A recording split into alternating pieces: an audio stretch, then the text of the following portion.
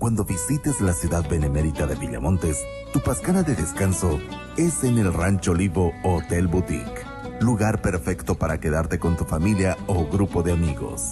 Un hotel 5 estrellas, donde disfrutarás de sus amplias instalaciones. Cuenta con parque infantil para que los niños puedan divertirse, mientras tú disfrutas y te refrescas de la piscina del hotel. Además que te encontrarás con atención de primer nivel y chefs internacionales, que te prepararán los platos deliciosos que el hotel te ofrece. El Rancho Olivo Hotel Boutique te espera en Villamontes.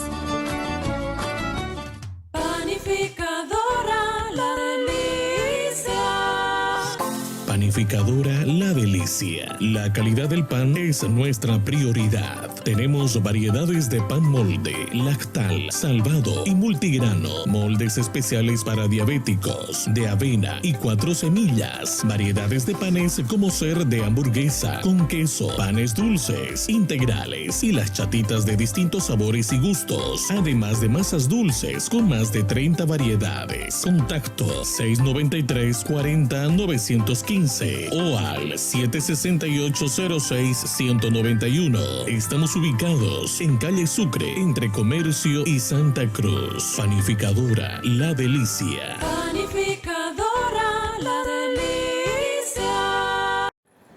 Y bueno, seguimos en este tipo de espacio hablando sobre diferentes temas que tienen que ver con la historia, hablando con diferentes personalidades que saben, que conocen, que están todos los días en esto, algunos políticos, algunos historiadores, algunos periodistas, algunos que están en el campo de la academia. Bueno, con todos ellos estamos conversando porque queremos escuchar a diferentes personalidades con el fin de encontrar algún derrotero, algún punto, digamos, de perspectiva en el departamento y en el caso que me preocupa también, que es el Gran Chaco.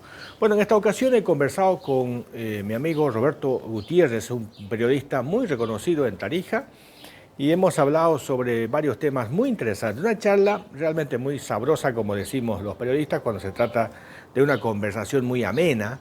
Esta charla fue en Tarija. Él es un periodista muy destacado, conocido, muy conocido en Tarija y con mucho nivel de influencia, digamos, en el trabajo que él realiza.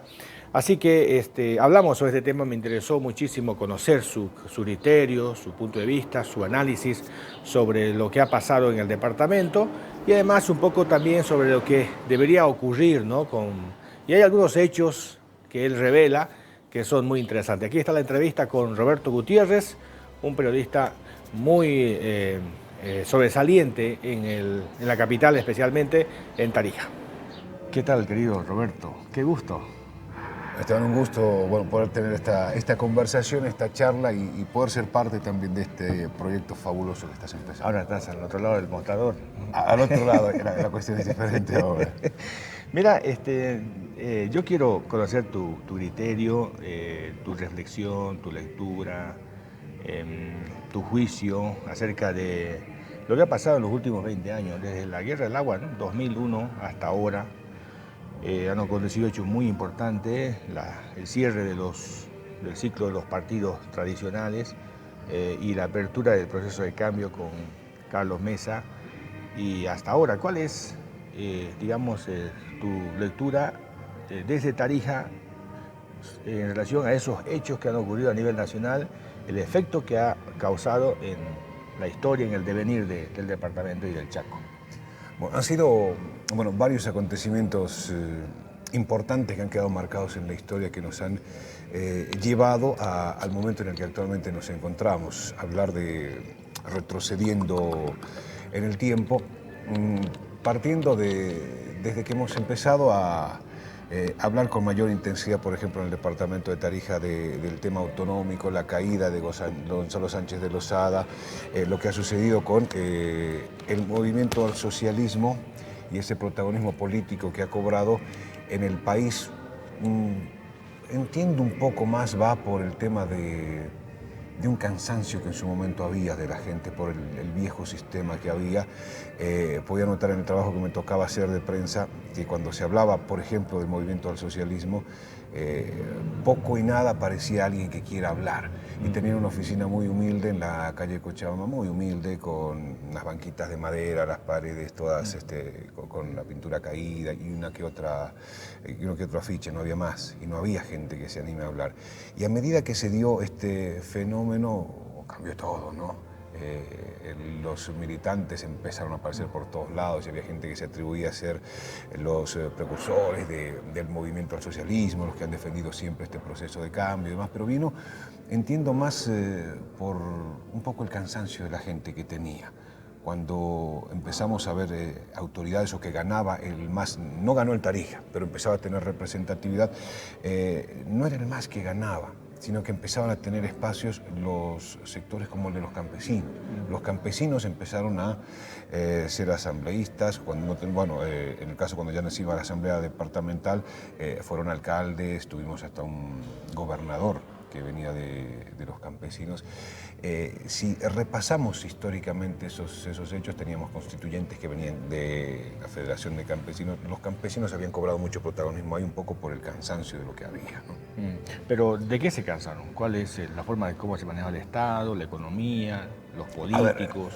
Recordemos un poco cómo venía el tema. Era como que era lo mismo y no había ningún tipo de cambio. No había cambio, teníamos inclusive, recuerdo, nos tocaba hacer las coberturas, una serie de movilizaciones, el departamento se levantaba con una serie de demandas al gobierno nacional, venían ministros, y era la historia de siempre, ¿no? Que no había una alternativa que tenga la gente de algún cambio en particular, no había. Y allí nació esto de la aspiración autonómica y hemos empezado a soñar que todo iba a cambiar con la autonomía, por lo menos esa era la figura. Pero antes, sobre el tema del partido, o sea, sobre esta ascendencia del MAS, antes de entrar al tema de la autonomía, la ascendencia del MAS, hablaba con algunos, me decían, se cansó de la partidocracia. ¿Qué es la partidocracia? Me decía que haya un círculo, un pasanacu de poder entre los mismos, dice, ¿no?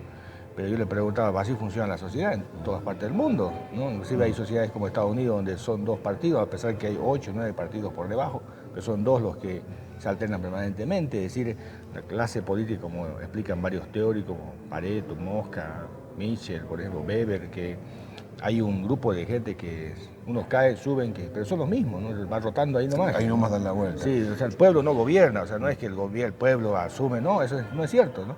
La sociedad funciona de forma piramidal. Un ejemplo, le pongo así muy cortito, de Yacuiba. Yacuiba somos, según el censo, 110.000 habitantes, ¿no?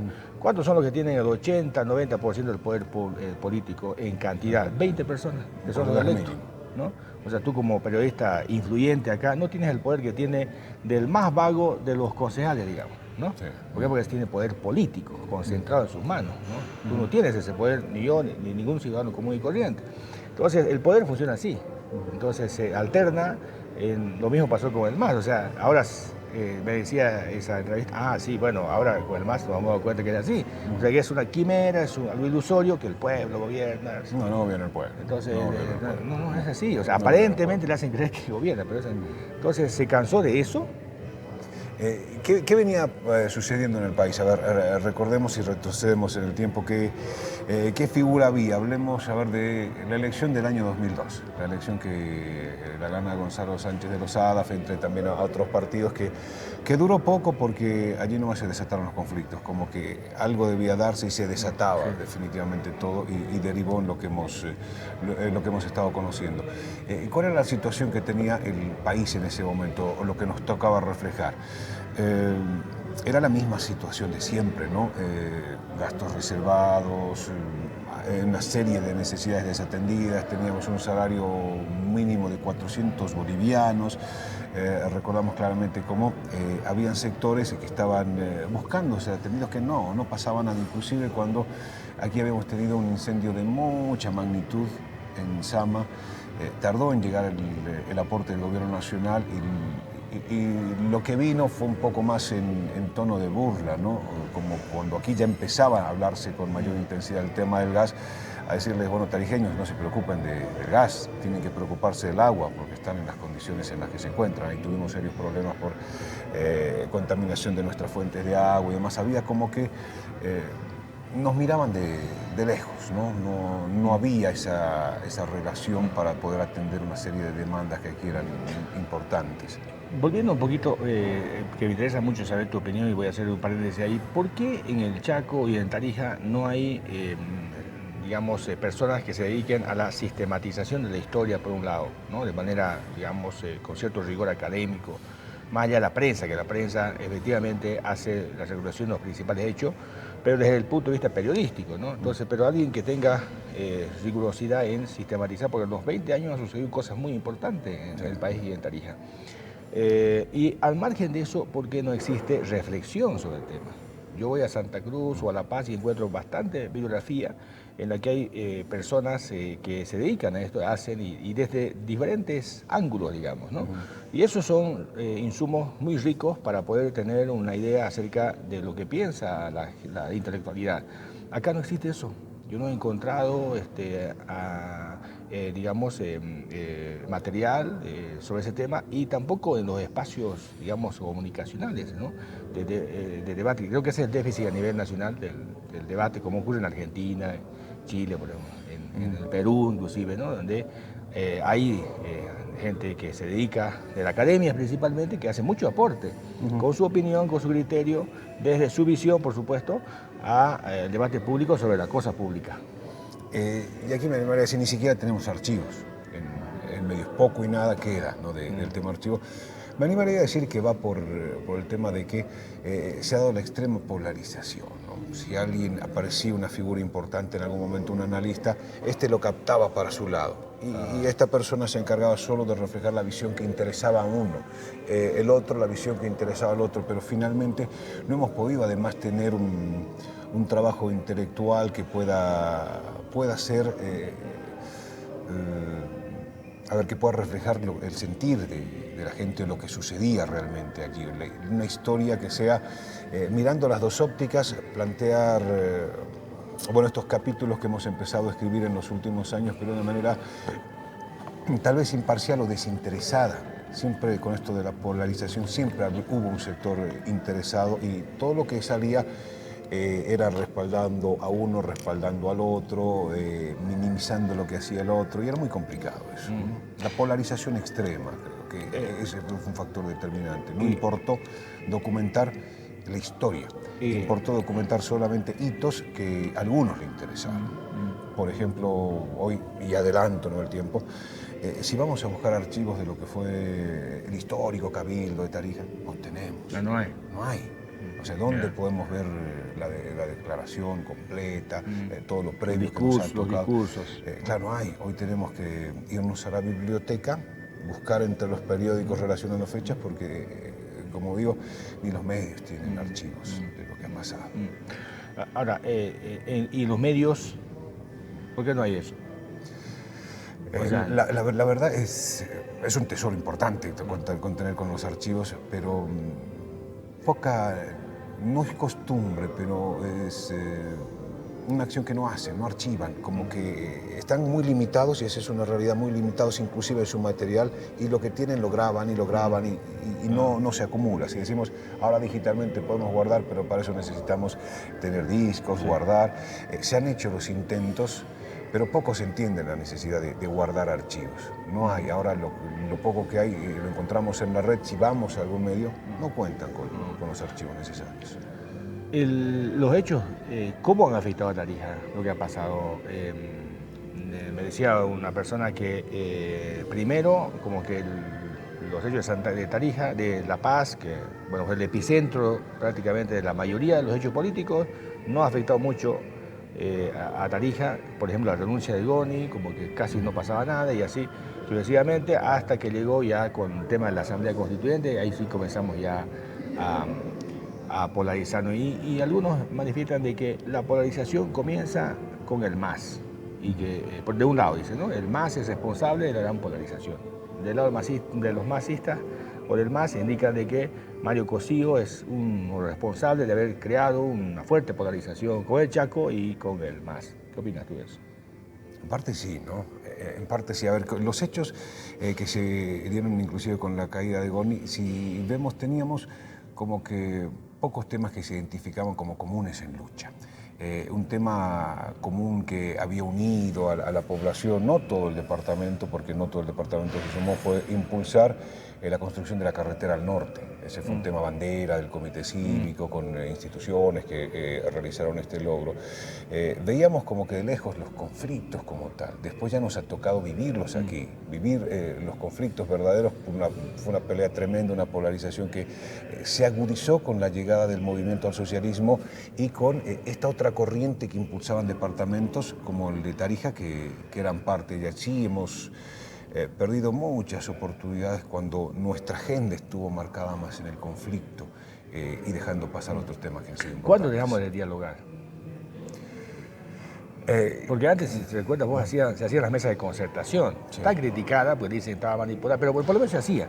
Que era necesario tener para saber a dónde vamos. Sí, y al final, yo recuerdo, la última fue de Caraparí, yo participé en esa, nos sacamos los pelos y lo hicimos cosas, pero terminábamos con un documento que se consensuaba, ¿no? Y de ahí no dialogamos más. Aquí no se hablaba, ¿no? Están las mesas de concertación, que alguna vez traté de hacer un programa sobre las mismas. Uno que otro se acuerda del tema. No quiere ni siquiera hablar. Como que quedó, damos vuelta a la página y a seguir. Es lo que pasa, no ha quedado nada de las mesas de concertación. Si hoy preguntamos a dónde vamos, cuál es nuestro horizonte, cuál es nuestro objetivo, cuál es nuestra meta, no hay. Y volvemos al punto de tenemos que sentarnos a reunirnos y hablar. ¿Por qué dejamos de dialogar? A ver, creo que hemos dejado de dialogar inclusive ya cuando se daba lo de la constituyente, cuando el tema político empezó a cobrar mayor protagonismo. Recordemos la última etapa de Carlos Mesa, conflicto que había en el país y salía la amenaza, me voy a ir, y como que finalmente, bueno, se fue nomás. Y pasó lo que pasó, subió al poder el movimiento al socialismo y todo lo que hemos tenido en esta historia reciente. Pero la pregunta es, ¿por qué dejamos de dialogar? ¿El MAS es responsable? En parte sí, pero creo que la responsable de esto es la política en concreto, porque nos ha distanciado difícilmente, entendiendo los valores de la democracia, podemos ser tolerantes. Yo pienso de una manera y si el otro piensa diferente es mi enemigo, listo. No soy capaz de discutir, expresar mis ideas respetando que el otro pueda pensar diferente. Y así nos hemos cerrado y hemos visto cómo bajo ese criterio han tratado de llevarnos solamente a dos corrientes, o estás de un lado o estás del otro. Si estás aquí, no estás aquí y así sucesivamente. Y a lo largo de los años eso cobra muchísimo más fuerza. Yo le preguntaba a una persona que tiene relación con el MAS, le decía, ¿dejamos de dialogar? No, dice, hemos hecho cumbres. No. Y en las cumbres dialogamos, dice, ¿no? Pero yo le decía, pues es un diálogo entre similares, digamos, ¿no? Lo de la facción, no todos, digamos. El diálogo debería ser entre todos. ¿Es así?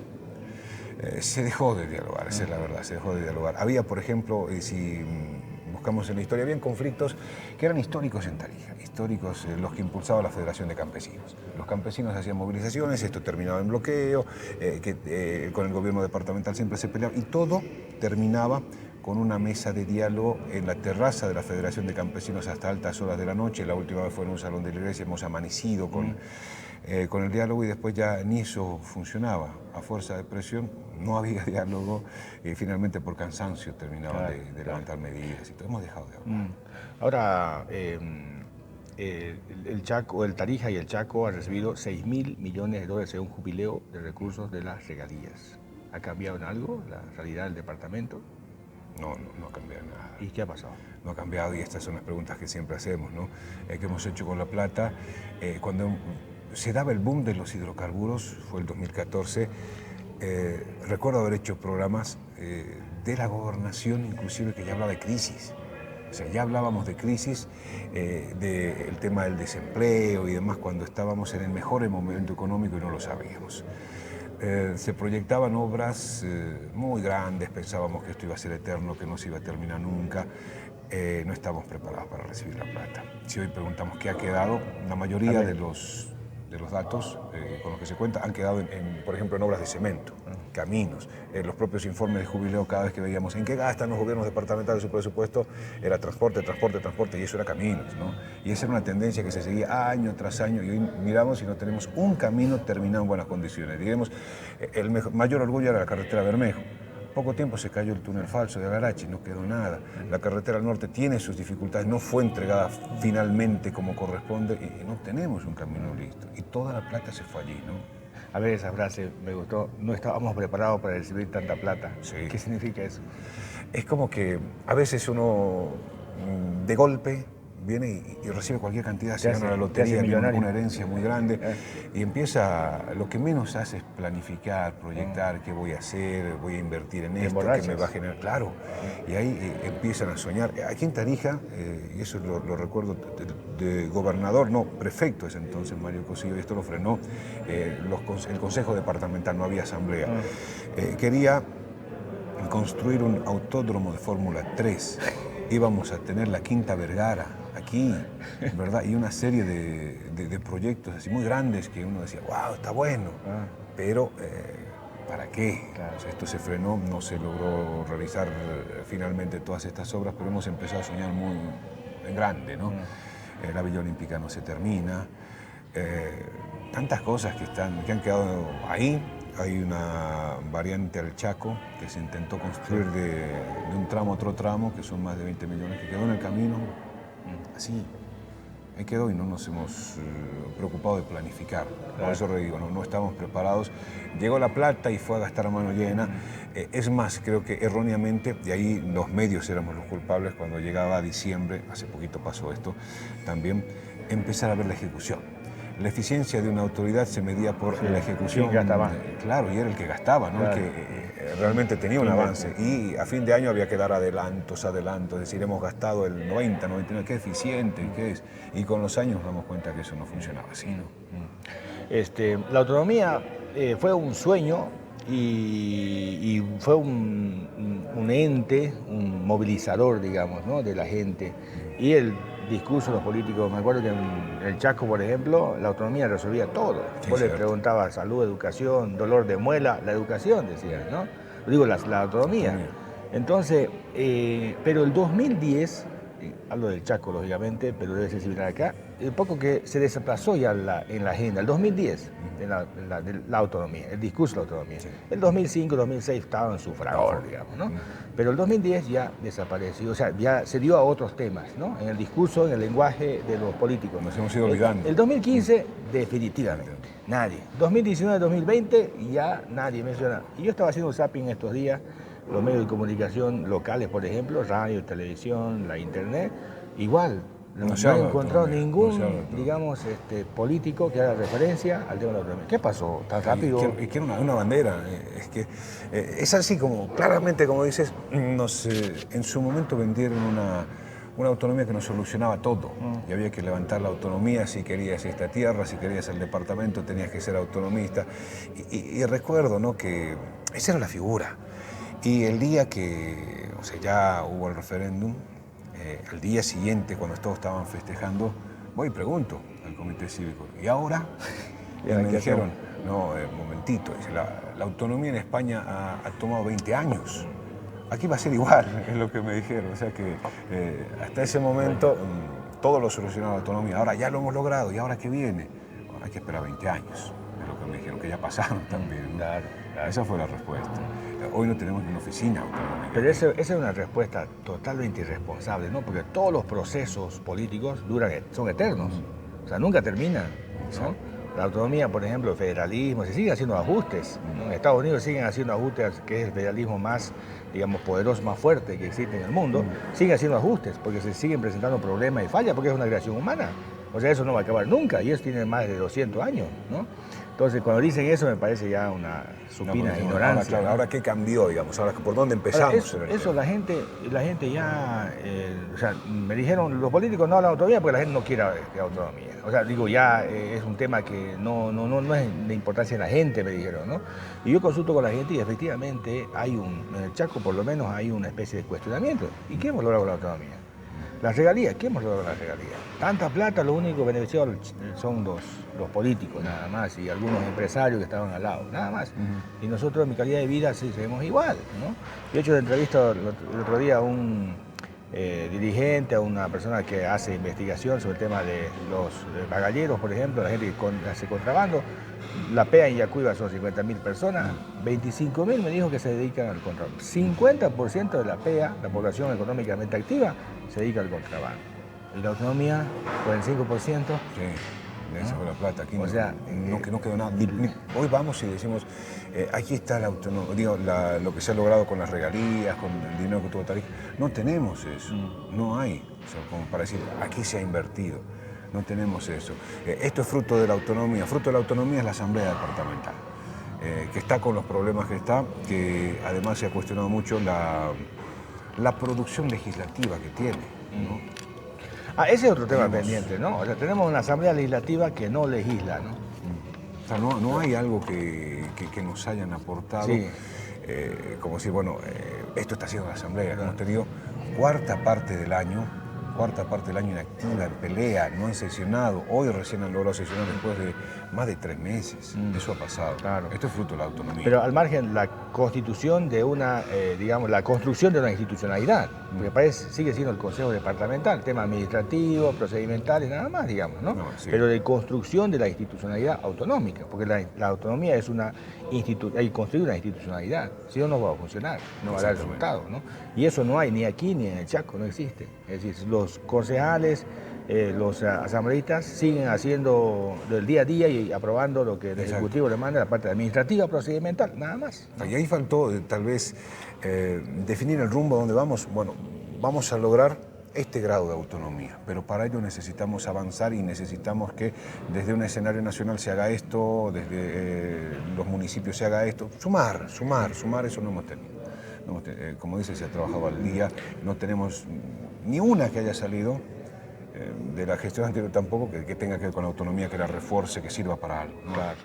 Ahora, Mario Cosío fue electo, hablando ya de la autonomía, porque autonomía significa, como dice el 272 de la Constitución, elección de tus propias autoridades, decisión de tus propios recursos. Que no las tenemos, no las tenemos al 100%. Y claro, exactamente, pero hemos elegido nuestra propia autoridad ya el 2, con la elección del prefecto del departamento, ¿no? Le hicimos un quiebre ahí en la Constitución, el presidente lo ha posesionado y se han respetado los 5 años de mandato, digamos, porque antes los prefectos duraban 1 año, 6 meses. Entonces los cambiaba cuando querían. Sí. Entonces, en el lenguaje, no sé si tú tienes este documento, pero en el lenguaje de Mario Cosío había una especie de, digamos, norte del departamento, ¿no? La ruta del cambio, que eran 4 pilares. Pero es una retórica. Yo hasta el momento no tengo un documento que diga este es el proyecto del departamento que queríamos construir, ¿no? Me he estado preguntando, averiguando y no me han he dicho que sí hay, pero no me ha llegado todavía, ¿no? Yo quiero revisar si efectivamente en la realidad, digamos, objetivamente había un proyecto de departamento. Pero la retórica sí había, ¿no? La ruta de la carretera, el desarrollo humano, el deseo productivo y así, ¿no? Entonces, llega la elección de los gobernadores, se presenta Mario Cosío, gana la elección, ¿no? Y a los 5 meses es...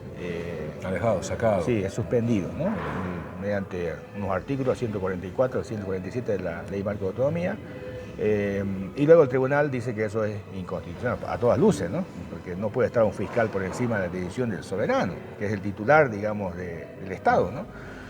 Entonces, cuando se destituye a Mario Cosío, y bueno, con el voto del PAN, desgraciadamente, una agrupación del Chaco, se elige a un interino, ¿no? Dino Condori. ¿Cómo ves ese hecho? O sea, ¿tú crees que ahí hubo un punto de inflexión en el departamento? Sí, definitivamente también. Si se ganó la elección, había una autoridad, el primer gobernador de la historia de Tarija, que fue el que planteó un plan, no tengo tampoco el documento, pero sí evidentemente en la retórica se hablaba de las líneas, hacia dónde vamos. Él mismo proponía a Quinta Vergara y Autódromo de Fórmula 3, la misma autoridad. Pero lo sucedido en ese momento con la destitución de Cosío se veía venir por los antecedentes previos que se habían dado no solo en Tarija, sino en los departamentos que conformaban la Media Luna, ¿no? Ya se venía a venir una acción contra ciertos liderazgos, y Mario Cosío tenía un marcado liderazgo y mayor protagonismo nacional, no solo en el departamento de Tarija. Ahí se dio otro de los puntos, con la salida del primer gobernador, que marcó aún más la división que ya había y las decisiones que en su momento le han tocado al gobernador interino han sido cuestionables todas, y a él le ha tocado manejar la mayor cantidad de recursos que hemos tenido en la historia de una manera también improvisada, ¿no? Sin seguir ningún tipo de plan. La propia asamblea no cuestionaba mucho, teníamos conflictos tras conflictos, pero que ya se veía venir con todo lo previo a lo que había sido inclusive la elección del primer gobernador. ¿Por qué crees que lo destruye Mario Cosío? ¿Cuál es tu teoría? La política, principalmente. Los temas judiciales podían haber sido representados como corresponde, pero en este caso no se iban a respetar esos temas. Hemos podido ver cómo otros gobernadores también de esa misma línea que tenían en el país han terminado presos, salieron. Solamente Costa se quedó, que tuvo otra suerte, pero que tuvo que también hacer un giro un poco en las acciones, y eso fue complejo. Difícilmente se iba a poder defender como correspondía porque estaban yendo tras su cabeza. Algunos dicen que Evo Morales creía de que Mario Cosío era un peligro para él, un riesgo potencial, porque no era ni Camba ni Colla, y eso podía hacer que él penetre el occidente, como también penetre el oriente, como tenía buenas migas con los líderes de la Media Luna. Entonces, y era presidenciable, digamos, ¿no? Entonces, oportunamente había que sacarlo antes que crezca más. ¿Tú crees eso? Totalmente, sí, totalmente. Por eso decía que el liderazgo de Cosío era diferente a lo de los otros gobernadores que tenían la Media Luna o este bloque del CONALDE que hubo en su momento. Era otro el protagonismo de Cosío, y además de la propia experiencia que él tenía. Claro. Ahora, ¿por qué? ¿A qué atribuyes a que él se quedó solo? Yo estuve ese día acá, ¿no? Y ese día él estaba con la bandera rojo y blanco y dio una conferencia de prensa, se declaró en huelga de hambre, y él dijo que iba a quedar, palabras más, palabras menos, dijo que se iba a quedar hasta el final, que es su compromiso con Tarija, que esto es un golpe de Estado, que él va a luchar hasta el último. Y sin embargo huyó, y muchos comparan eso con Evo Morales, ¿no? Llegó el conflicto y Evo Morales se va al Chapare, y en el Chapare, al después de haber gritado tantos años patria o muerte, que significaba una frase de Che Guevara que decía, si no es la patria, hay que morir, ¿no?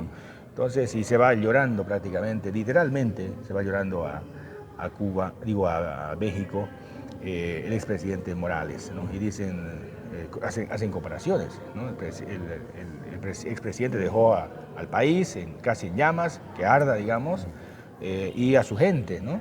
Y el ex gobernador Cosío dice lo mismo. ¿Qué opinas tú de eso? Exactamente igual, Sí. exactamente. Fue lo mismo. Fue lo mismo porque obviamente, ¿qué podía haber hecho en su momento? Iban tras él, o sea, no iba a poderse defender como correspondía, difícilmente iba a pasar eso. Iba a terminar preso, quién sabe en qué condiciones, recordemos lo que le ha pasado a Felipe Mosa, a José Vaca. Iban por esa línea, era por esa línea de tratar de aplacar esa ola que empezaba a crecer, ¿no? Que eran los departamentos que se levantaban y decían no a una serie de acciones. Considero que iba a correr la misma suerte. ¿Y por qué hay mucha incoherencia en los políticos? En lo que dicen, o sea, ante la tribuna dicen cosas muy bombásticas, muy elocuentes, digamos, ¿no? Pero ya en los hechos a veces buscan la reacción buscan la reacción de la gente, buscan tal vez de que salgan a defender. Después de que se dio eso, me tocó hablar con asambleístas de su línea, en determinados momentos de conflicto, demás, salir y preguntar. La respuesta que recibí, bueno, eso tienen porque se lo merecen, porque no salieron a defender a quien fue la autoridad. Esa es la respuesta que me dieron. Grave, como ¿no? que diciendo, si no lo han defendido, bueno, ahora ahí tienen. Es lo que se Ahora, ¿por qué la gente no salió a defender al otro día? Porque no a defender, sino a manifestarse. No precisamente a defender, sino a la persona, digamos, sino al proceso, porque era un golpe duro al comienzo del proceso autonómico, digamos, ¿no? Entonces yo salí ese día al balcón y vi, y había unas cuantas personas ahí que 15 minutos, 20 minutos, digamos, protestaron y se fueron. Y después, si empezamos a ver, inclusive el propio entorno empezó a desaparecer, empezaron a... ¿Qué pasó? O sea, y el comité cívico, el comité cívico estaba, ahí Bayar estaba preso, ¿no? La universidad, no sé, pues los empresarios, los grupos de presión que nosotros conocemos, ¿no? Bajaron de intensidad absolutamente todos. Callaron, se aplacaron. Total. Ya no teníamos a los que salían a hablar en la plaza efusivamente. Ya no empezaron a bajar la tensión. ¿Qué pasó? ¿Por qué? Creo que temor. Temor. Eso fue temor por lo que estaba sucediendo en el país, todo lo que se venía dando era muy complicado y empezó a tener miedo la gente. Es más, empezó a tratar de acercarse. Era increíble ver a quienes cuestionaban en su momento al MAS, se terminaron enfilando, ¿no? No sé si por temor o que finalmente terminaron de convencerse, pero pasó eso. Claro. Ahora, digamos, algunos dicen que Mario Cosío habría acordado, habría pactado con el MAS. Pablo Canedo, ¿no? Pablo Canedo me dijo que el vicepresidente se había reunido en Tarija 3 veces con Mario Cosío. Obviamente en reserva, ¿no? Nadie se enteró, o sea, solamente un poco para negociar y para bajar. Entonces yo ahí un poco infiero, digo, ¿no habrán negociado la salida? Ha salido de una manera sorpresiva, pero... Tomando en cuenta el contexto Roberto, o sea, la policía, y Pica Leva me dice, había policías que no eran conocidos, no eran nuestros, trajeron de otro lado, y estaba todo acordonado de policía. Además, de inteligencia, vos sabes que está en todos lados, y además él tiene un policía ahí, como gobernador tiene asignado un policía, que es uno que le informa de todo, digamos, ¿no? Entonces, no sabía, se les escapó, digamos. Es lo que llama la atención. ¿Qué pasó ahí, no? Que se fue aparentemente oculto en el baúl de un auto y ha podido cruzar la frontera. Eso no genera muchas dudas, de verdad, de que esto se haya dado, pero no había, parece una relación tan contraria en algunos momentos. Inclusive recuerdo que me contaban el trabajo que se hacía en la etapa final de la Asamblea Constituyente. Había mucho conflicto y demás cuando se daban toda esta situación de el trabajo que le ha tocado hacer finalmente una comisión clandestina, así llamada. La comisión clandestina fue la que terminó de armar la Constitución de Bolivia. Claro. Y en su momento ahí se reunieron gobernadores y me contó uno de estos de la comisión, que era autoridad en su momento, que el ministro de Defensa de ese entonces inclusive resguardaba la vida del gobernador prefecto de ese entonces, ¿no?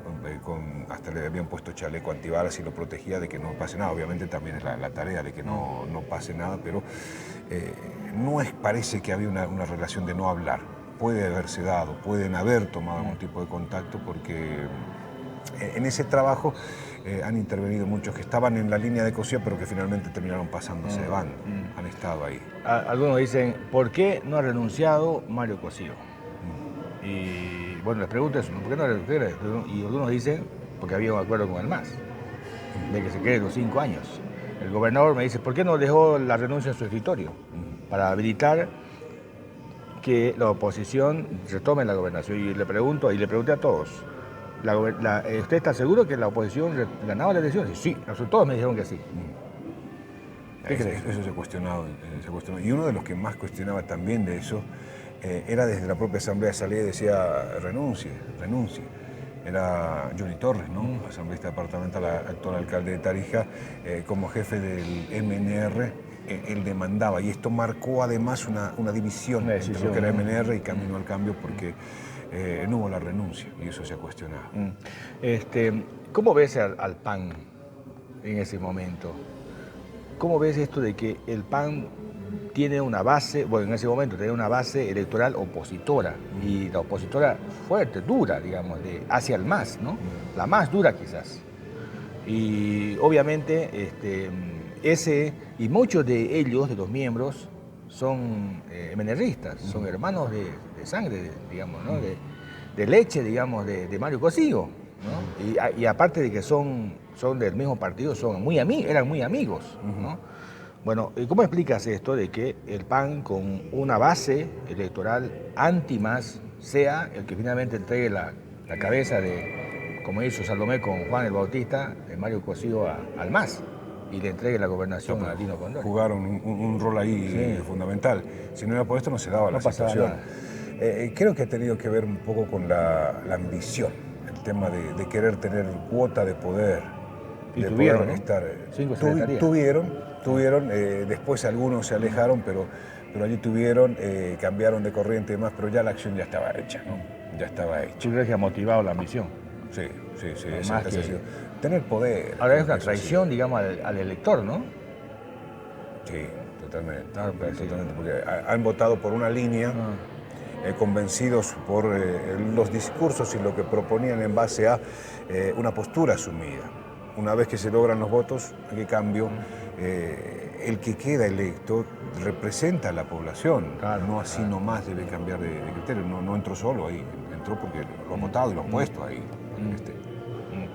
Bien, ahora la gestión de Lino Condori, bueno, inclusive hasta el momento los que he entrevistado que son personas que tienen alguna relación con el MAS coinciden en que fue un desastre. ¿Cuál es tu criterio? Sí, totalmente, totalmente. Es de los, a ver, de los escándalos más grandes que se dieron en la estructura departamental, en la gobernación, vinieron de ahí, ¿no? Temas que no han sido aclarados, la manera en la que se han manejado los recursos, teníamos la mayor cantidad de recursos económicos y qué se ha logrado, qué se hizo, qué se ha terminado. Han habido grandes escándalos como, por ejemplo, qué pasaba con lo que se gastó para hacerle un dormitorio al gobernador, qué pasó con el tema de la cláusula clandestina y cierta extorsión a medios, entre otros temas que cobraron mucho escándalo a nivel departamental. No se han tomado buenas decisiones. Se hablaba de que no vamos a tener un gobierno departamental que sea amigo del gobierno nacional. No sirvió tampoco eso. Los propios militantes, y teníamos legisladores del MAS que lo cuestionaban a Lino Condori por las decisiones, la ejecución y todo lo demás. Era muy criticado al interior mismo de su partido. Creo que le hizo muy mal, incluso a su partido, le hizo mal al MAS, que le convenía tener un gobernador y ser ellos los opositores que le criticaban y le cuestionaban y le fiscalizaban, que estar en el poder. Llegaron al poder y ahí fue la cosa muy diferente. Le jugó en contra al MAS. Esto de que el campesino de OJ, como dice, le gusta decir a Álvaro García Linera, ¿no? De Poncho, llegue al poder, dirija y fue una mala experiencia. Fue una mala experiencia, no digo por él como persona, por el propio entorno.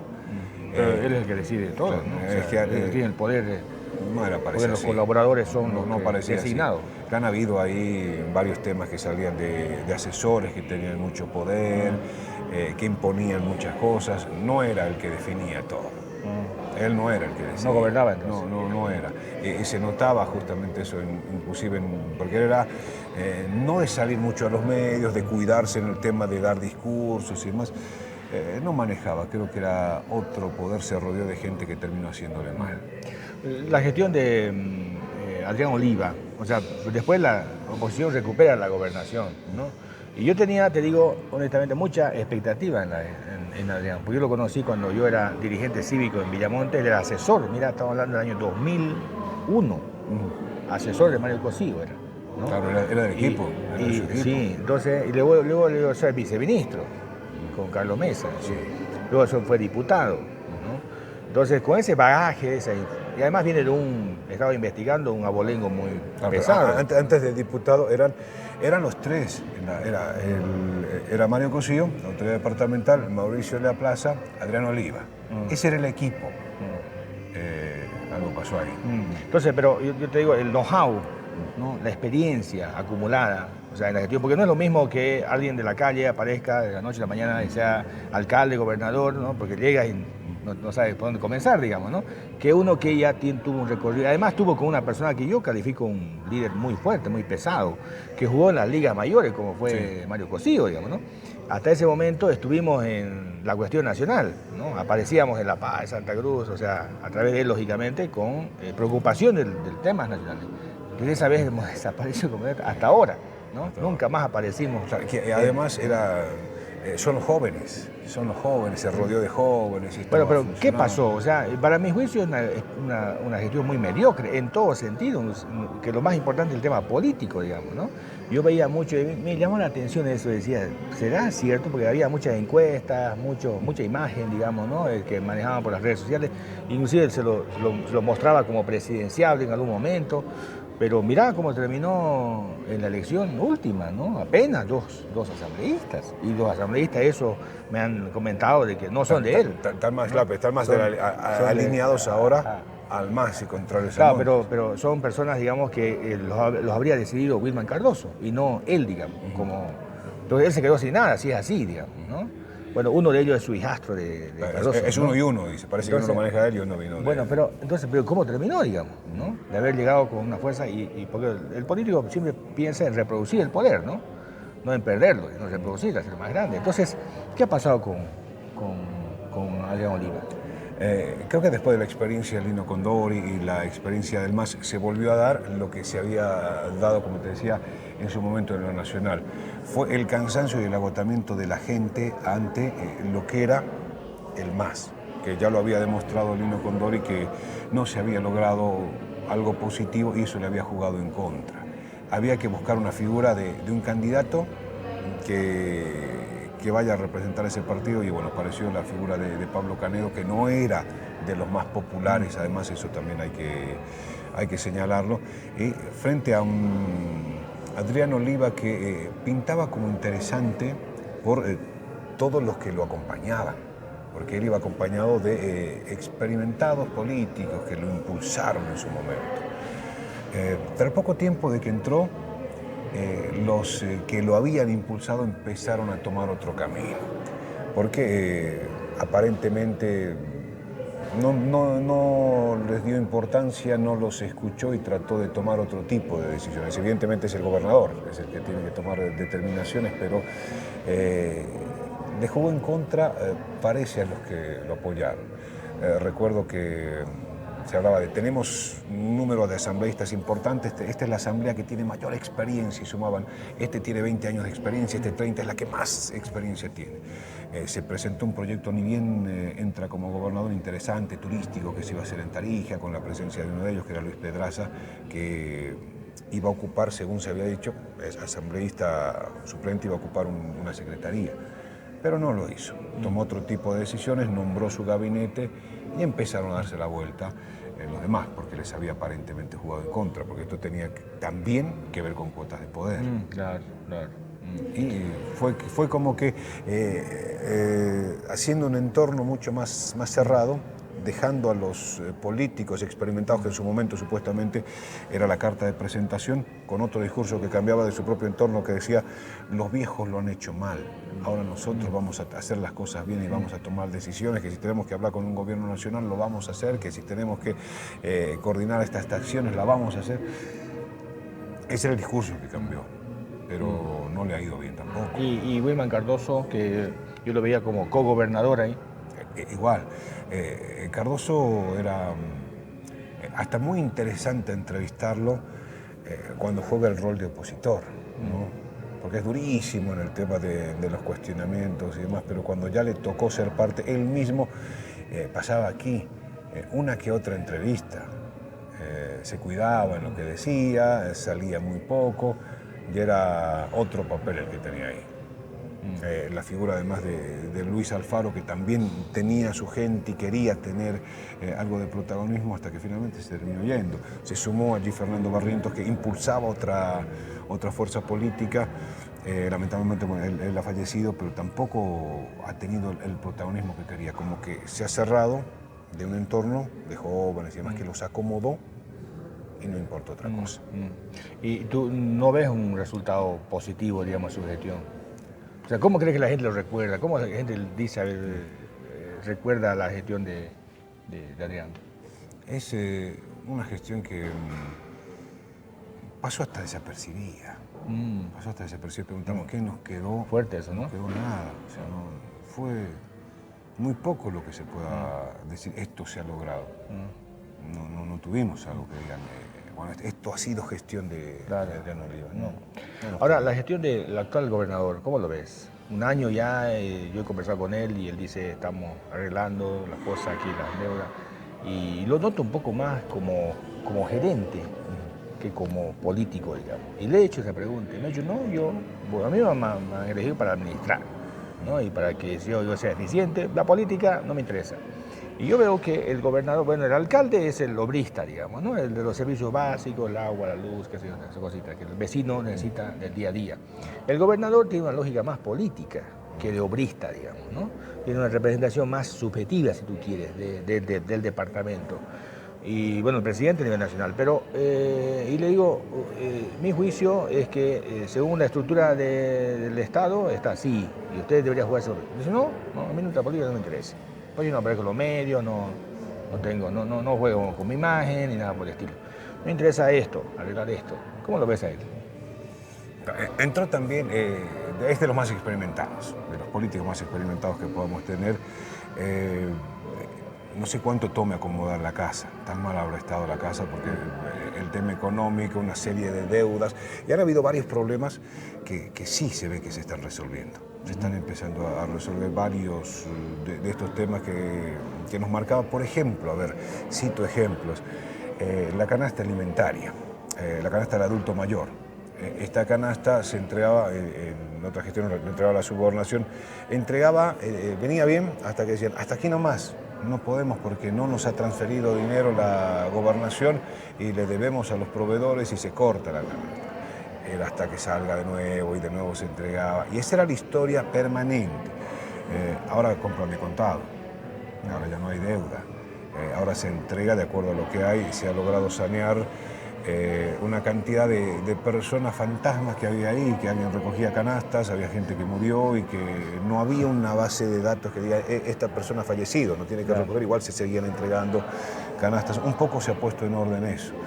He notado, no sé si has visto al entrar a su oficina, a diferencia de otras entrevistas cuando me tocó entrevistarlo, en su despacho como tal, nosotros tenían televisor grandote, tenían de todo en la oficina. Yo viendo en la oficina un escritorio al lado de la ventana y tomando agua. Eso era el gobernador. Claro, y la seguridad, ¿no? O sea, cuando estaba Adrián había varios controles, inclusive en la puerta entregaban, ahora estamos siguiendo. Sí.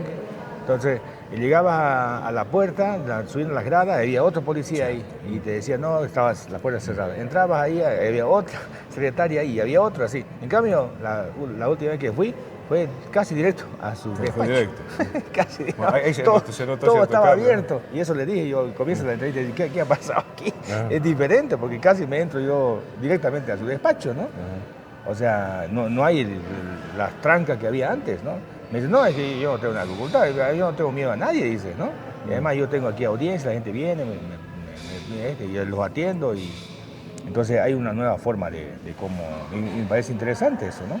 Y en la alcaldía también noté eso cuando estaba de alcalde. Sí, ¿no? totalmente. Que era muy abierto y demás. Y no veía su escritorio lleno de papeles, así, muy discreto en ese tema, ¿no? Entonces me impresionó esa partida y estuvimos casi 1 hora y 40 minutos conversando sin problema, digamos, ¿no? No con en otros casos que te limitan. Además que está lleno de asesores, que les pasan cosas. Eso se ha visto, ¿no? Quizás por la experiencia o qué será, ¿no? Creo que tiene claro que hay cosas que deben suprimirse hasta poner la casa en orden, es decir, llenarse de personal, no sé si han entrado y demás, pero no vemos ese movimiento que Pero había ¿cómo antes. ves el gobernador con esta tensión con el Chaco, golpeando permanentemente? Más bien creo que en el poco tiempo que está, bueno, porque es poco tiempo, ya se ha logrado algo importante, ¿no? Se ha logrado reunir, han tenido que intervenir ministros y no había sido tan mala la relación, dicen los ministros que han intervenido, han ayudado más bien para que de alguna manera se puedan conciliar ciertas cuentas, es lo que se ha reflejado, como que el tema era de acercarse más, si había, él va al Chaco, se puede ver que no tiene ningún conflicto de esa naturaleza, más bien está buscando sí resolver este tema. Por lo menos es la percepción que tenemos aquí. Pero allá se lo ve como confrontador, casi como cosido. Eso no pasaba, por ejemplo, con Lino Condori. Creo que una vez fue, cuando fue el presidente al Chaco, una vez, ¿no? Y fue a un acto protocolar, después se vio. Cuando iba, igual lo mismo pasaba con Adrián, pasaba desapercibido. Es decir, casi como no tenía mucha prensa, el que más, no sé si era un acuerdo ahí, el que destacaba más era, el que anunciaba, el que hacía, pues decía el gobernador, el que anunciaba las decisiones era Cardoso, ¿no? Él era hablaba en nombre de los temas, porque normalmente se deja que los temas grandes lo haga el gobernador, ¿no? Entonces él hacía de colofón ahí, ¿no? Más o menos el gobernador Adrián Oliva. Entonces, y no había digamos, espíritu de confrontación con el Chaco, ¿no? Con Caña. Pero ahora sí, se ha vuelto otra vez a levantar ese fantasma de los choques, digamos, ¿no? De allá y de aquí, ¿no? Inclusive vinieron de acá, tú recuerdas, ¿no? Claro, han mantenido reuniones. Por eso, lo que de aquí se ha percibido era un gobernador y un Chaco que están empezando a ponerse de acuerdo, entendiendo que hay que empezar a trabajar, encontrar un acuerdo, negociar si corresponde el término negociar, y negociar es inclusive estar dispuesto a ceder en algunos casos de un lado y del otro hasta encontrar un punto de equilibrio que convenga a ambos. Por lo menos esa era la imagen que se tenía, ¿no? Que se está empezando a construir estos acuerdos con el Chaco, tratando de poner los números en orden. ¿Cómo ves el tema de la autonomía regional? Es decir, hay personas que me han dicho algo grave, que este es un proyecto del MAS, masista, o sea, ex-masista me han dicho eso. Proyecto del MAS de crear el 10º departamento y de partir a Tarija. Algunos me han dicho por Cocío, digamos, lo han hecho por Cocío, porque querían debilitarlo a Cocío. Otros me han dicho, no es Cocío, es Tarija. Que Tarija nunca se ha doblegado como quería el gobierno, siendo tan chiquita, ¿no?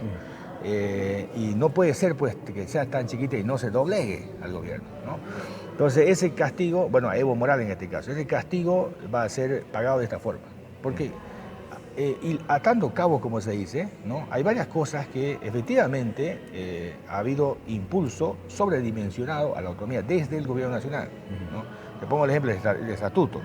Los subgobernadores han sido eliminados por el Tribunal Constitucional con unos argumentos muy racionales. Yo he leído la sentencia, ¿no? Y al otro lado han sido justificados y han sido habilitados. O sea, ¿cómo es? El mismo tribunal mira el mismo hecho de una forma y mira de una forma distinta allá en el Chaco. Que allá, tú conoces, hay un ejecutivo y dos subgobernadores con el nombre de ejecutivo de desarrollo. Pero la diferencia de acá es que esos tienen recursos destinados, como si fuera un gobierno municipal, ¿no? Entonces ellos destinan su propio gabinete, eso, su propio, feo. ¿Ah? Entonces, ¿cómo ves ese tema? Es decir, yo me llevo muchos titulares fuertes de ese tema, de esa denuncia, digamos, es decir, de esa revelación, ¿no? Sí, eso es algo que lo escuché de Luis Pedraza, justamente, en su rol de analista político. Esa es la postura que de manera marcada nos dijo siempre. La autonomía regional es el 10º departamento. Sí. Definitivamente es el 10º departamento. Es más, él se animó a decir, no tendríamos que tener asambleístas departamentales aquí del Chaco porque ellos tienen su propia legislación como autonomía regional, y nosotros no, como departamento, no tenemos ningún tipo de tuición ni podemos fiscalizar, y más bien aquí están como que frenando muchas cosas que se pueden realizar. Ese fue el criterio que él dio. Legislan, tienen su propia asamblea, tienen su ejecutivo, es nomás, ¿no? Otro departamento. En el marco de seguir dentro de un departamento, pero aparece una figura nueva y no se sabe ni siquiera cómo reaccionar ante una autonomía regional, porque es nueva. Eso escuchábamos, por ejemplo, se dio esta acción popular que se ha presentado por el tema Margarita Huacaya. Sí, ¿no? separados. Presenta Tarija y cuando le toca al Chaco le dicen, ya habló Tarija. Sin entender de que Claro, era la región autónoma. Sí, pero los apersonamientos son separados y no puede ser así, ¿no? Un hecho que debe ser justo, pero bueno. Es un departamento, como que ahí también han marcado esa. Sí, y apareció el otro día, seguramente tú has leído y has analizado ese tema, apareció la ejecución presupuestaria, bueno, eso fue como para golpearlo a Camacho, la ejecución presupuestaria de los departamentos, ¿no? 10 departamentos, no 9. O sea, el Chaco está así, ¿no? O sea, arriba está el gobierno nacional, la autonomía departamental, al medio está la autonomía regional, debajo está bueno, aquí está, el gobierno nacional, la autonomía indígena, que bueno, la han diluido, la autonomía departamental, abajo de la autonomía departamental está la autonomía regional, y abajo los municipios. No, aquí la han subido ya, al mismo nivel, y lo han puesto con eso es fuerte, ¿no? Exactamente. Y es información oficial del Ministerio de Hacienda. Este tema, como digo, como no tenemos un antecedente de una autonomía regional, como que no sé si ha sido un error hacerlo, pero como que están marcando, hay una diferencia que puede tomarse para mal y puede tener un efecto. Porque los departamentos más la autonomía regional, como que ahí nomás han marcado una división. Ahora, ¿tú crees que esto no tiene retro? No. creo que difícilmente se pueda volver atrás en las conquistas que se han realizado, difícilmente. Y tú compartes ese criterio de Pedraza, yo también lo escuché, ese criterio, y también yo dije, es mi opinión, digamos, ¿no? Si, porque los asambleístas departamentales del Chaco, ¿qué hacen por el Chaco? O sea, ellos legislan, del Chaco legislan para el departamento, o sea, digo, para el departamento, menos el Chaco, ¿no? Entonces, ¿para qué elegimos una carga burocrática al cueste, digamos, ¿no?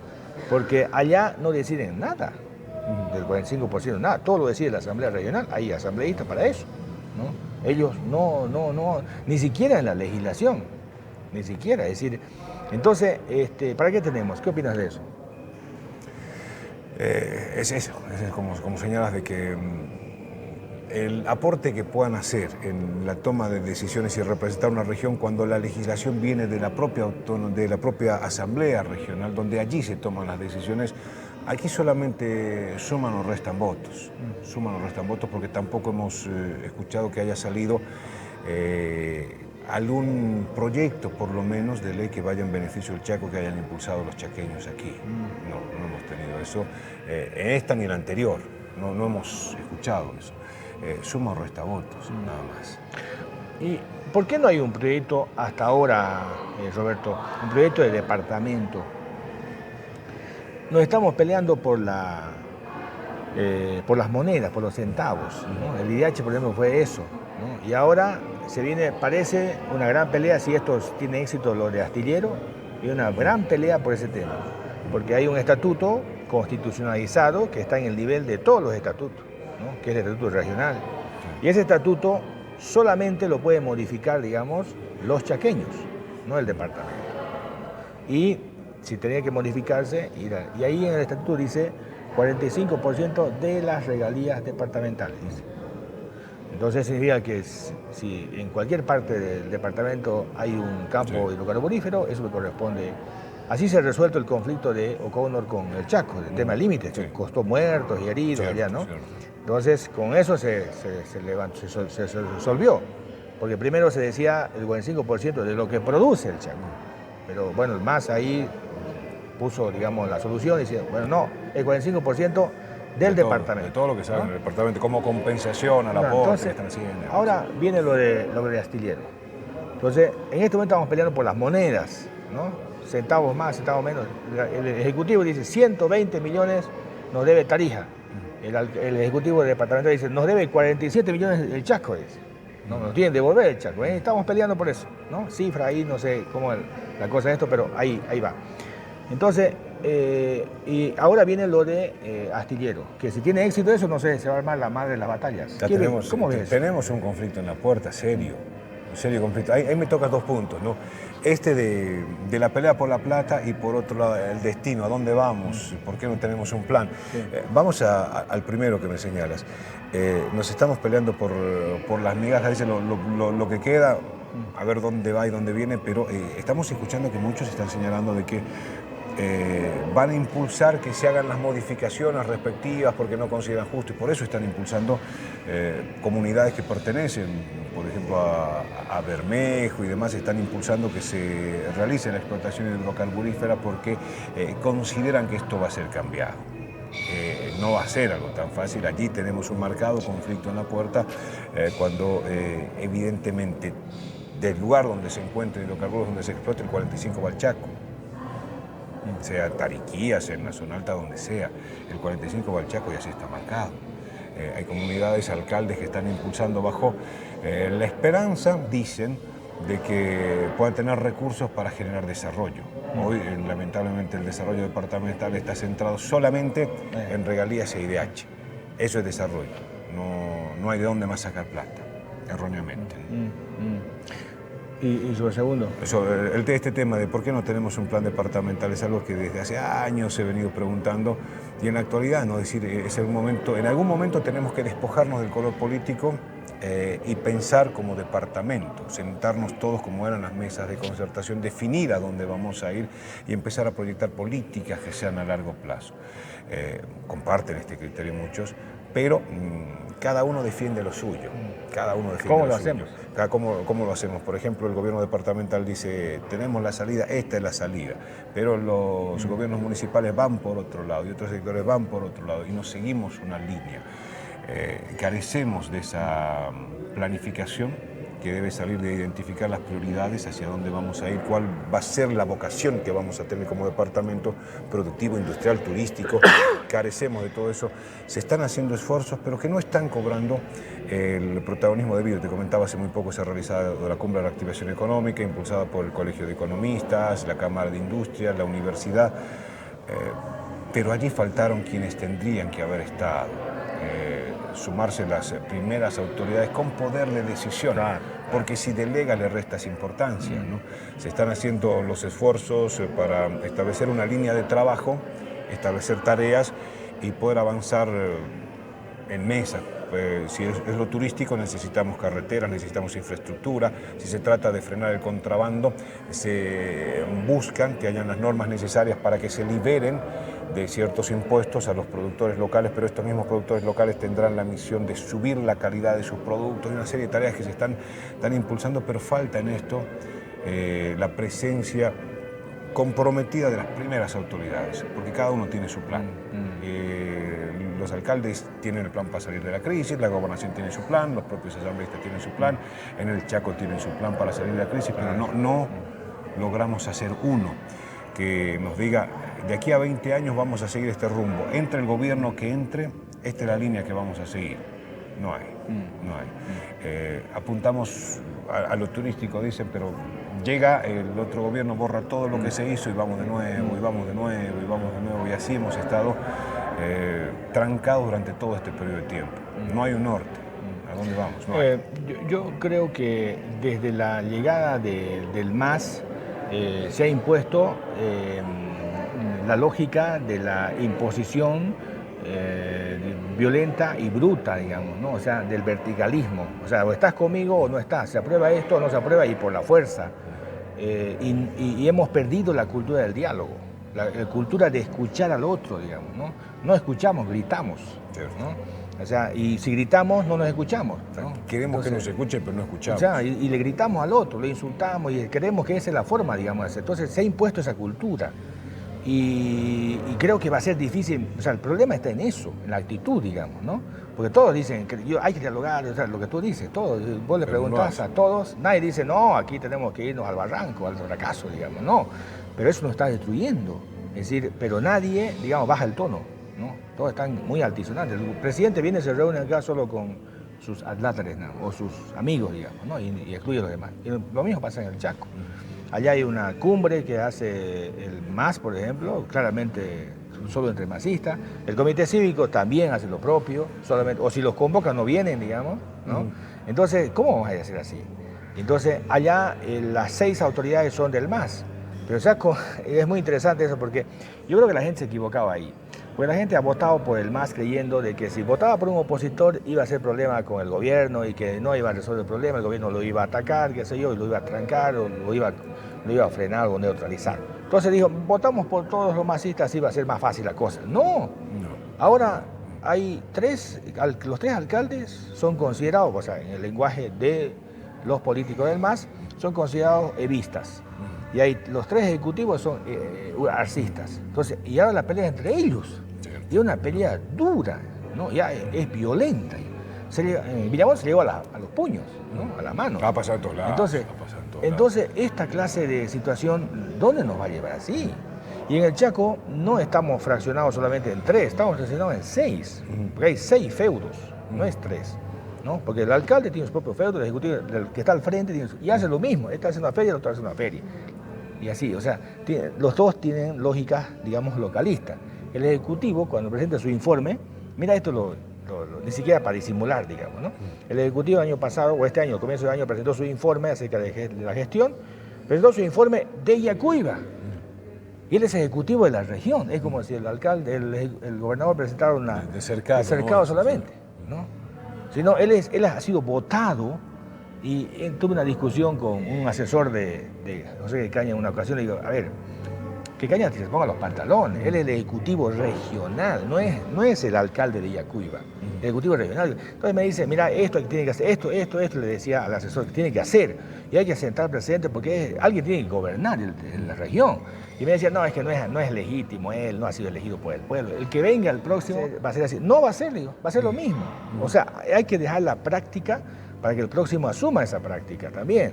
Entonces, y fue exactamente lo mismo, no me he equivocado. Tal cual. Y este ejecutivo, su informe fue solo de Yacuiba, cuando debían estar ahí los dos ejecutivos y él hablar a nombre de todo el Chaco. ¿Qué te parece eso? Eso pasa, ¿no? Como que claramente señalas cada uno muestra su feudo o está trabajando solo para el Chaco. O sea, no a la región autónoma, solamente para Yacuiba.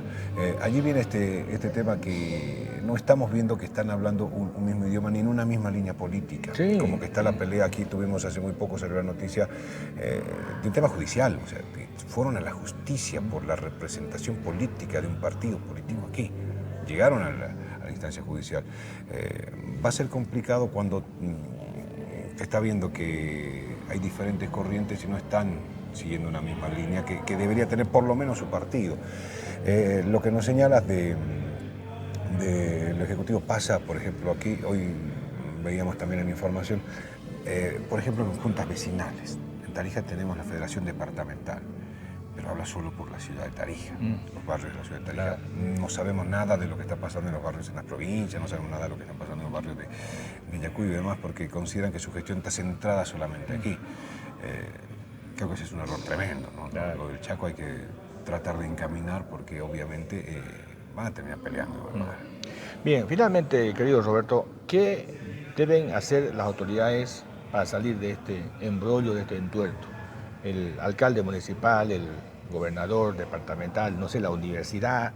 Yo la veo la universidad muy aislada cuando debería alumbrar la autonomía, ¿no? La universidad es la academia que debería dar algunas líneas cómo resolver esta situación, pero allá en el Chaco la universidad nunca se ha pronunciado con una hojita, con una plana sobre el tema de la autonomía o sobre el desarrollo de la planificación. Hay varios temas importantes que la universidad no se ha pronunciado. Entonces, y yo reviso ahí, porque la universidad la hacen los catedráticos, ¿no? Y reviso los catedráticos, todo en su cuenta de Facebook es cuestiones personalísimas. Están pescando, están comprando una parrillada, un cumpleaños. Y yo consulto algunos Twitter de algunos catedráticos de Estados Unidos, por ejemplo, todo es investigación, sus documentos, por acá, su aporte, digamos, ¿no? Entonces, algunos artículos, algunas investigaciones, algunos libros, ¿no? Entonces, pero lo nuestro no.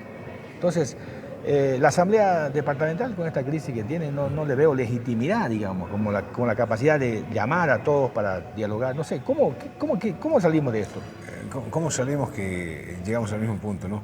Dialogando, entendiéndonos de que debemos escuchar al otro para ver qué nos puede plantear, pero necesitamos reaccionar, es decir, saber que tenemos una enfermedad y que necesitamos curarnos. Entonces empecemos a sentarnos para ver qué camino vamos a seguir. Aquí escuchamos que todos tienen la solución para salir de la crisis, pero ninguno se escucha. Cada uno está muy cerrado, muy marcado en lo que le toca hacer. Te citaba el caso de esta cumbre de reactivación económica, donde de verdad la expectativa estaba puesta en que allí podamos reunirnos todos, juntarnos todos y de allí salga hacia dónde vamos a ir. No sale una reunión, no, pero se empieza a trabajar. Claro. Ni siquiera eso hemos logrado. Creo que la salida es no dejarnos llevar por esta política que nos está haciendo mal, la política partidaria, claro, porque entre todo lo que se va dando, hay algunos que son tirabombas, que buscan crear el conflicto, creo que es un error dejarnos llevar por ese lado. Hay que buscar otro tipo de salida, sabiendo que tal vez ya no por nosotros, sino por las generaciones que vienen. Hoy el tarijeño que nace con una deuda que tiene que pagar. ¿Y de dónde vamos a pagar? De las regalías y el IDH vamos a seguir, entrarán a Tariquía, no entrarán, pero ¿y de ahí qué? Cuando se acabe, ¿de dónde vamos a pagar los créditos que actualmente se tienen? ¿De dónde van a salir los recursos? Si no encontramos ahora cuál va a ser nuestra fuente de subsistencia de aquí para los próximos años. Ponernos de acuerdo, ese creo que es un tema que no se está dando. A veces en campaña política todos son amigos y se dan la mano. Hablo de diferentes niveles, inclusive de Estado. Pero cuando ya les toca estar, rápidamente al primer momento se separan y se va marcando un distanciamiento y poco se los ve juntos y poco hablan, no encuentran temas que sean comunes cuando creo que esa es la necesidad ahora. Si no lo hacemos ahora, ¿cuándo? Salir del conflicto que buscan crearlo, porque el conflicto ahora, si vienen algunos, por ejemplo, vienen algunos diputados y se van a hacer inspecciones a proyectos de alcantarillado aquí, se van a decir, el gobierno está invirtiendo tantos millones, el gobernador, la alcaldía no está invirtiendo. Hoy todo proyecto de alcantarillado que se tenga va a parar a unas lagunas de oxidación que no sirven. Hace años que estamos esperando que tengamos aquí en Tarija una planta de tratamiento de aguas residuales, que la historia es para morirse, porque allá en el 2008 teníamos plata que nos donaba Holanda, nos regalaba 12 millones para que hagamos la planta. Y era el momento en el que estábamos, que la autonomía, que el CONAL, lo hemos dejado de lado. No pasó nada. Y con los años hemos perdido la oportunidad, la plata se fue. Hoy, después de tantos años, miramos y necesitamos planta. Tampoco nos hemos puesto de acuerdo, no tenemos ni planta, ni plata, ni acuerdo siquiera tenemos de dónde va a ser, cómo va a ser, nada. Así estamos. Grave, ¿no? Bueno, gracias, querido Roberto. Muy linda charla. Un gusto, gracias, como siempre. Cuando visites la ciudad benemérita de Villamontes, tu pascana de descanso es en el Rancho Olivo Hotel Boutique. Lugar perfecto para quedarte con tu familia o grupo de amigos. Un hotel 5 estrellas, donde disfrutarás de sus amplias instalaciones. Cuenta con parque infantil para que los niños puedan divertirse, mientras tú disfrutas y te refrescas de la piscina del hotel. Además que te encontrarás con atención de primer nivel y chefs internacionales, que te prepararán los platos deliciosos que el hotel te ofrece. El Rancho Olivo Hotel Boutique te espera en Villamontes. El día que se jodió Tarija y el Gran Chaco. Es el título de esta serie y el título del libro que estamos haciendo, conversando con varias personalidades, por ejemplo, con el periodista Roberto Gutiérrez, la entrevista que ustedes acaban de escuchar, que revela algunos detalles y hace que se enriquezca, por supuesto, todo lo que estamos haciendo. Esta entrevista va a ir resumida en el libro y va a quedar para la historia como una referencia acerca del análisis del contexto, del momento. Y además de eso, de encontrar una ruta hacia dónde ir. Bueno, estamos en esta clase de charlas con varias personalidades y por supuesto los invitamos a que ustedes nos sigan de forma permanente. La ventaja de la internet es que usted puede ver en cualquier momento la entrevista. Esa es una gran ventaja, que no está supeditada al espacio y al tiempo. Usted puede ver una parte, después puede ver en otro momento otra parte, puede descargar el video y cuando viaja usted puede verlo completo. Bueno, hay una serie de facilidades que ofrece justamente la internet. Muchas gracias por su atención. Hasta la próxima entrevista.